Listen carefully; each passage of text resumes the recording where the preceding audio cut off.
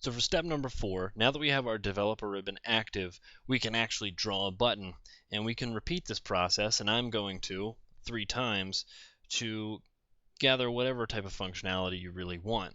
But I'm only going to walk through it just this one time and explain to you how to change it for the additional 3 times that I'm going to create it.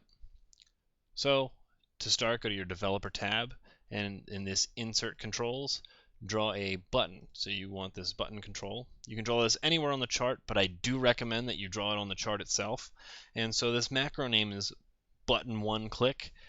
I don't like that, it's not very descriptive, and so I'm actually going to call it 7Days, because what this macro is going to do is it's going to change this time, this date access here, and it's going to create just the last 7 days, and I'm going to show you how to do that. So hit New, and it brings up the Visual Basic for Application Editor. So what we have here is our subroutine called 7Days. It has no arguments, so these 2 parentheses come in, and then it has end subroutine. So with every subroutine, you need to define an end. So what we want here is actually this code. So it's always handy when you already have it copied and ready to paste, but let me walk through it with you and explain what's happening here. So to the very beginning, we're actually going to use, so with our active chart, which is why you're drawing the button on the chart itself, we're going to take the axes, and we're actually going to use the xlCategory, which is the x-axis, and we're going to change the scale.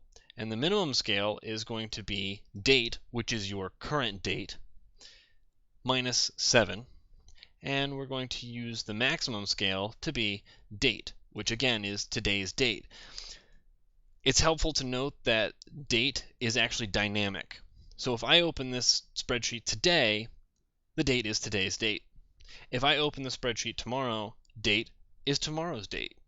I don't have to go in the code, I don't have to change anything. It's going to change on its own based on when you open the spreadsheet. So that is literally everything. Don't forget to end your with statement, and then end your sub.